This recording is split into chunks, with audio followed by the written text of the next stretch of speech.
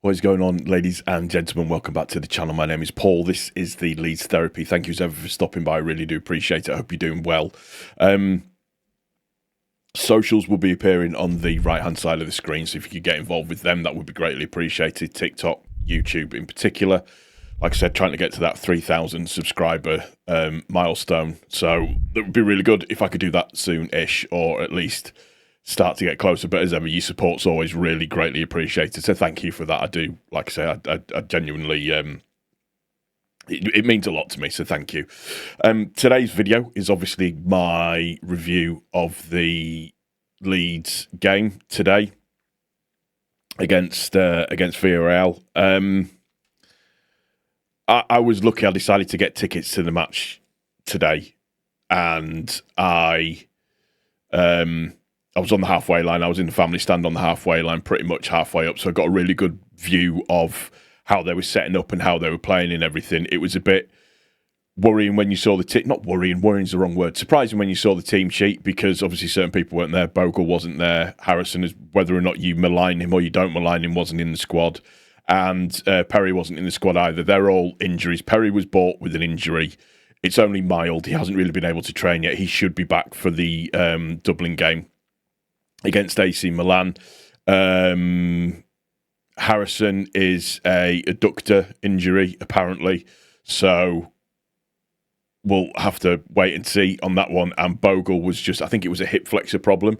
I think there's potential that he could miss the Everton game, but just rehab and everything, it would just make sure that we've got the rehab in to get him hopefully fit for that actual game itself. So in terms of play overall, Darlow in goal in the first half. You had Goodmanson on the left in the first half, and it was Struijk and Rodon and Schmidt in terms of that made up the rest of the defence. Goodmanson was absolutely fine throughout the entire game. I thought Struijk had a really, really good first half. Some of his touches were good. His passes were crisp. His movement was good on the ball, off the ball, making himself available. Rodon is just Rodon. I've got a lot of love for Rodon. I think he's going to be fine this season, absolutely. Schmidt, on the other hand, looked very, very rusty and also looked very out of place and kind of a level below. It's clear that he's not played football for a little while. It's clear that he's just not quite up to the speed of the situation. And obviously now with Bogle being injured, we need to make sure that we've got somebody or adequate cover for the right-hand side. And then in the midfield area, we had... let me just see, who do we have in the midfield area? We had Ampadu, we had Stack, and we had Longstaff as the first sort of grouping in midfield. And I thought Ampadu was fine throughout the entire game. A couple of misplaced passes, wasn't his usual silky self that he normally is, but was absolutely fine. Covered really, really well. Did the other bits and pieces really, really well. Stack, for me, was just absolutely brilliant. He's huge. He's huge. But he was, for the time that he was on the pitch, he was everywhere. Picking the ball up nicely, some nice touches, some nice movements. You can see where he is a level above a little bit. Bearing in mind, don't forget, we were playing a team that was, or a team that is going to be in the Champions League this season. So overall, happy with Stack. Longstaff, again, was good. I don't know what people expect from Longstaff, but he was very good. He got around the pitch. He was busy. A couple of wayward passes.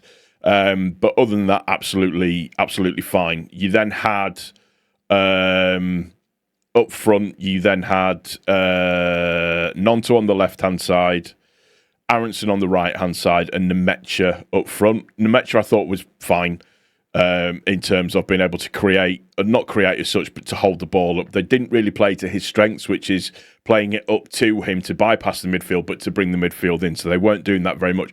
We were trying to get the ball down and play a lot, which was nice to see. Nonto looked lively. I thought he linked up well with Goodmanson. Some touches were good. He knew how to draw some fouls. You could see him getting a bit frustrated as the game wore on, but other than that, he was absolutely fine for me. Aronson got man of the match, and having watched the game back now, deserved. Because of where I was sat in the first half, I didn't notice him as much, so I didn't see. I was really, really focusing on stats because I wanted to see him play. I didn't really notice him as much.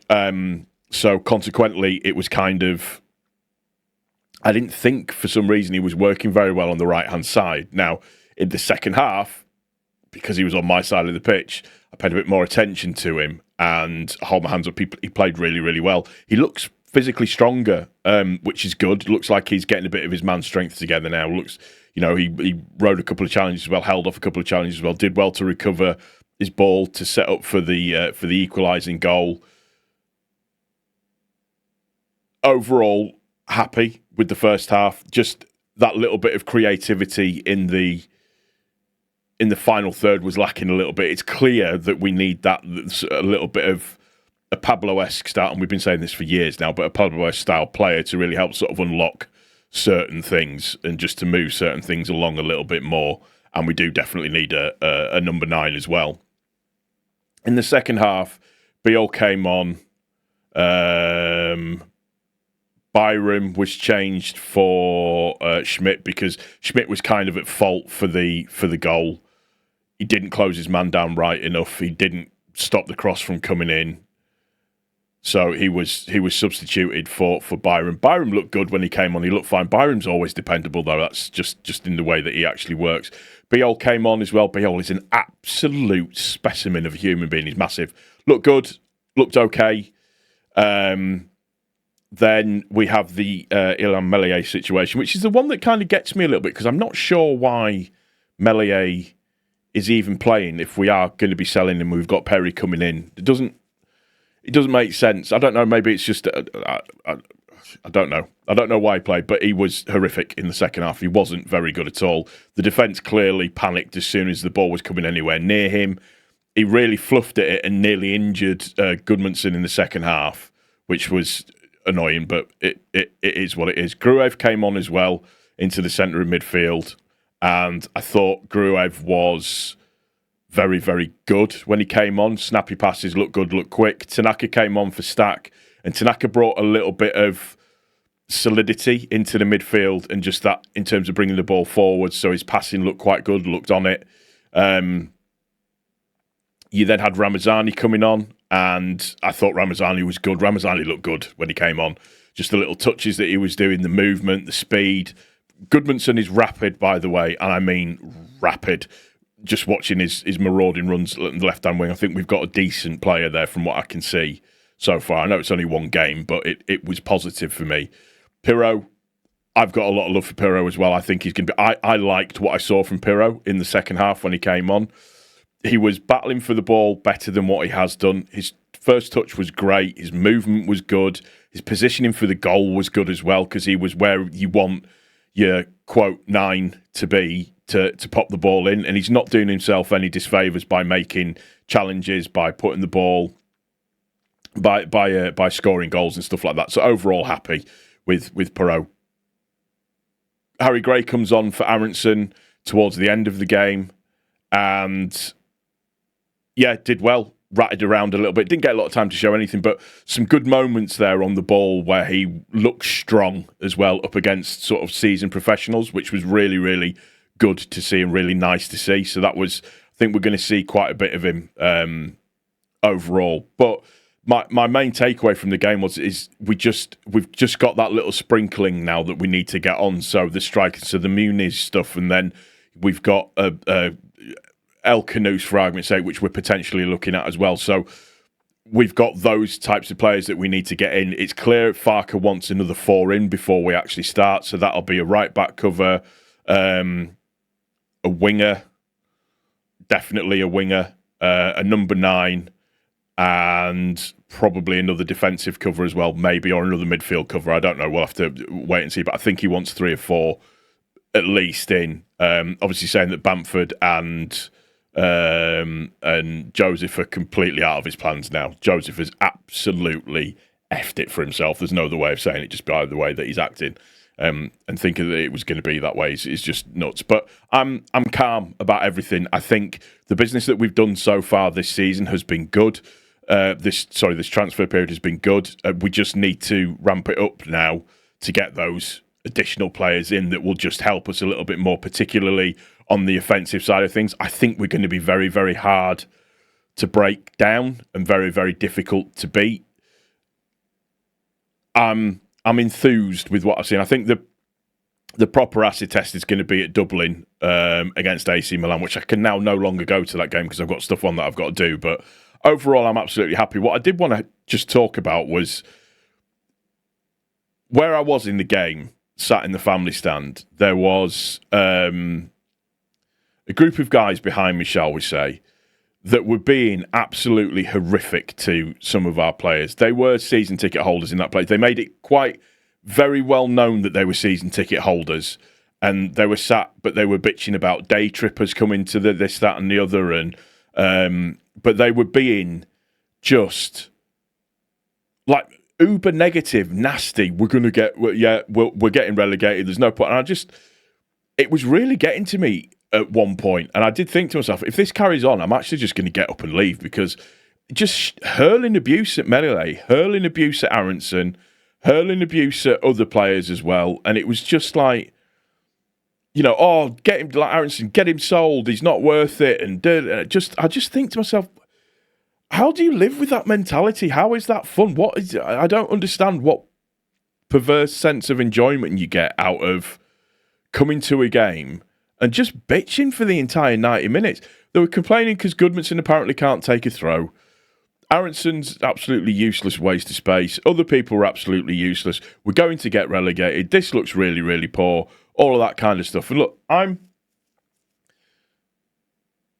people are entitled to have their opinions, and people are entitled to say what they want. That's fine. The point that I always make is criticise a player for playing bad.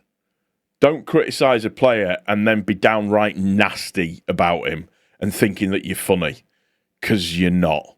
And it was funny because I could see a few people in front of us as well were starting to get a wee bit annoyed with him, because he just, one in particular, just wouldn't shut up, and it was just getting just annoying. And then I think the thing that boiled my blood a little bit was, the day trippers thing. And it's like, mate, it's a friendly game. You're not entitled to go to that game. You don't have the monopoly on the seat for a friendly game if you don't get it in time. Friendly games, particularly at Ellen Road, particularly in the family stand, is about family members bringing their kids to the game to experience it for the first time so they can see the heroes and this, that, and the other. This sense of entitlement that some people have about other Leeds United fans being day trippers because they don't go to every single game just absolutely boggles my head, and it really winds me up. And I just needed to get that off of my chest. Back to the performance. Overall, I'm happy. We do need that creative spark, definitely. The squad as a whole looked fine from a defensive and midfield point of view. Absolutely fine with that. We need better than Schmidt, 100%. Nemecha looks okay. Pirro looks good. We need that another full number 9 coming on in there. We need the creative spark as well. Be that a Buendia, be that an El Canoes, be that I don't know. I'm just throwing names out there for the sake of it. But there's a little bit of work to do, and hopefully we should see something this week. I hope, fingers crossed, or at least over the next 2 weeks. We definitely need to see something over the next 2 weeks. But I'm reasonably confident going into it. Let me know what you think in the comment section down below.